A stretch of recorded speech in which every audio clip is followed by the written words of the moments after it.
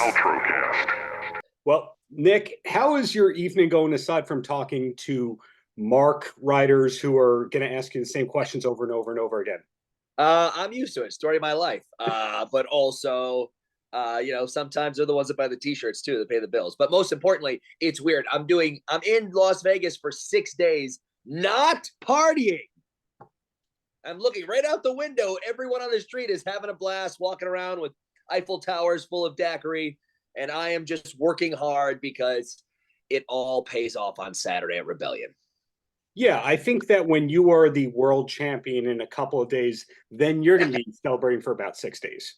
I hope, well, not 6. I'm a workaholic. I would go right back. I would give it a good 48 hours to march through the streets of Fremont, up to Circa, make my Browns bet to win the Super Bowl and a sports bet at Circa, which I love, and then make our way around Fremont Street, which I think tomorrow is a good night for Spandex Nation, one of my absolute favorite bands that does all my hair metal covers and everything else.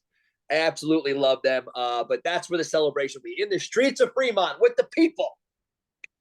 I am going to come back to Spandex Nation and that theme. But before we get there, I know them much better than wrestling talk, so that's better. Oh, I want to know about the stand-up stuff. I want to know about the hair metal. But before we get there, I mean, you've represented Ohio in professional wrestling better than most people. And TNA's had that faction, Ohio versus everyone.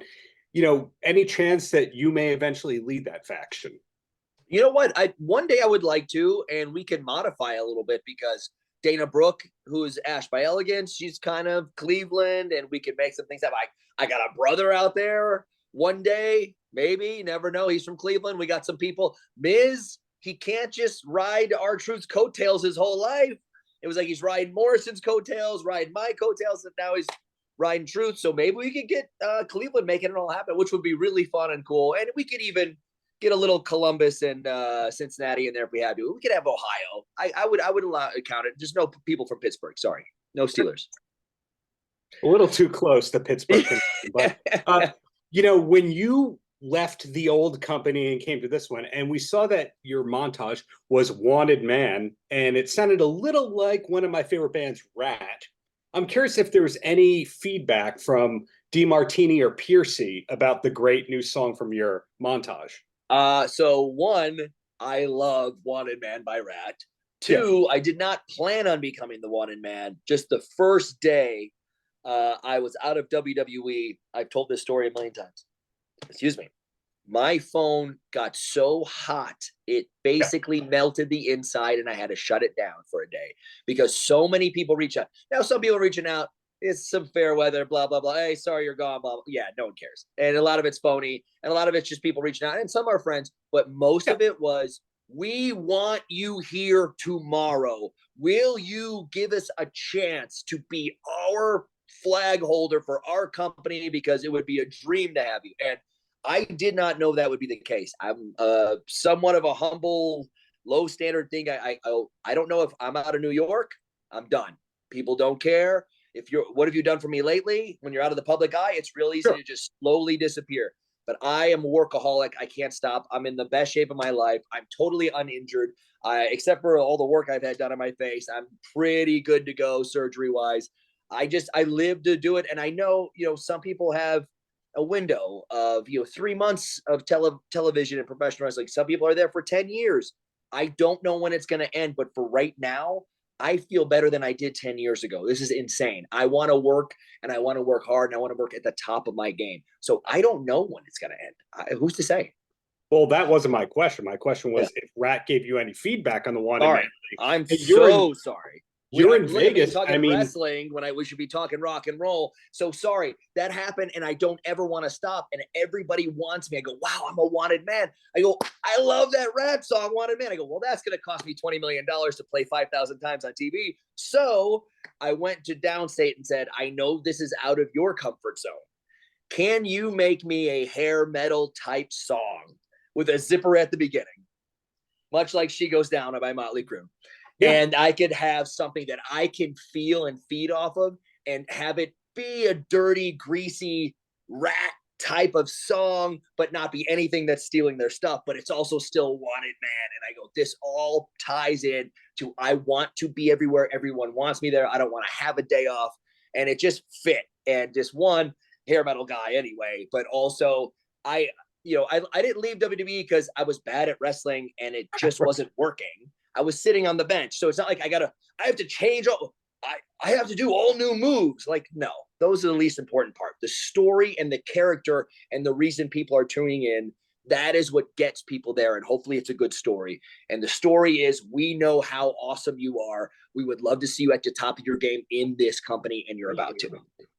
And then your old logo tying in the hair metal thing may have been an homage to Twisted Sister. Was there ever any feedback from Dee Snider's camp? Oh, and also I got to see Stephen Piercy and Ratt in Vegas like a month and a half ago, something like that. Nice. And it was great. I was so excited for it. And I told him, hey man, I'll keep it short.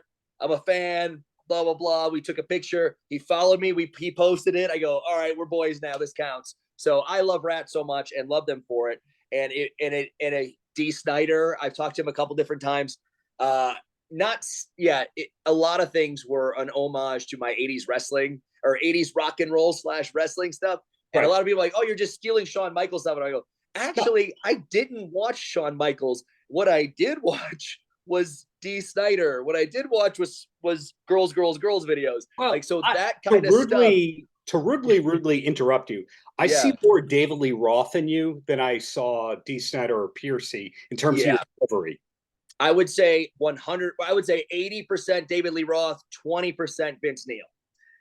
So that's that. But it is very David Lee Roth. I love him. Big fan. What a great front man. And I want that to be, I go, this is my thing. Great. I can have it. And a lot of people said, it was like, oh, because pants with logos on them, I guess, are Shawn Michaels' thing from 30 years ago. Not like everybody else is doing that. But I also did a super kick because no one does any of those. Right, so I was the only one. So everything it was like, I got to a point where I could no longer be promoted at work, no matter what happened, no matter what I did. And I said, well, I'm going to put on pants and talk about rock and roll and grow my hair a little bit longer and have a blast doing it. And then I got to just sneak enough little logos in there, rock and roll wise, all the time, so I could feel good about it. Yes, so, regurgitating your accomplishments, multi-time world champion, going to be world champion again in a couple days, I presume. Great credits. You qualify for a SAG card. You have cred. But also, those of us who are comedy nerds know that you're passed, which means, allowed to go on stage at major venues, including improv venues. And Earl Skakel likes you and all that kind of thing. What was the first club that passed you? Was it the Hollywood Improv? Before I got to real clubs, I was, just because I would make funny comments on Twitter, I caught a couple different people. Sean O'Connor was writing for a show and he was a wrestling fan, and we just, you made some funny jokes here and there. Are you doing stand-up? I'm like, one of these days I'm working on, to get like a 3-minute set somewhere. And he goes, all right, we're doing this show in the back room of a coffee house, a coffee shop in Silver Lake. And the people, the 20 people in the crowd are going to be the guys just waiting to go on after you, and they're just be looking at their phone and they're not going to laugh and they're not going to care. He goes, but we do have a couple good comics on there. So since you have no business even being on this show, since you're not a real comic, and I'm just letting you on because I'm a fan, he goes, you're going to follow Andy Kindler. So a couple open micers at 3 or 4 minutes, and no one's really listening, and a couple things hit and a couple things don't. And then it's like 4 minutes, Andy Kindler goes up and crushes for 30 consecutive minutes with no material because he's Andy Kindler. Yeah. And he goes, ladies and gentlemen, he goes, I've lost 40 pounds. And everyone starts to play. He goes, what are you doing? I'm sick. And it was one of the funniest. And it was just like, he just ripped for a half an hour, bringing down the house of people who were just trying to remember their sets. And I go, oh, good, I'm screwed. So I went out there, and everyone goes, hey, once he does his set, he's out of here. And he happened to stay for a couple of minutes. And I'm out there just going, okay, don't drop the microphone. Okay, talk about Chipotle. Okay, say that the girl was looking at you in line. And I mumble through my 4-minute set in 2.5 minutes because I don't take a breath. But in the first 15 seconds, I say this sentence, and it feels like it sits out there for 5 minutes, but it's probably 3 or 4 seconds of silence. And I'm like, oh God, but I do this, and I look, and Andy Kindler goes, ha ha. I go, he's laughing at my joke. What? And then I rambled quickly through the next 2 minutes, got off stage and said, I can't wait to fix this, this, this, and this, and go do this again. I'm scared to death. My face was red. Get to the back.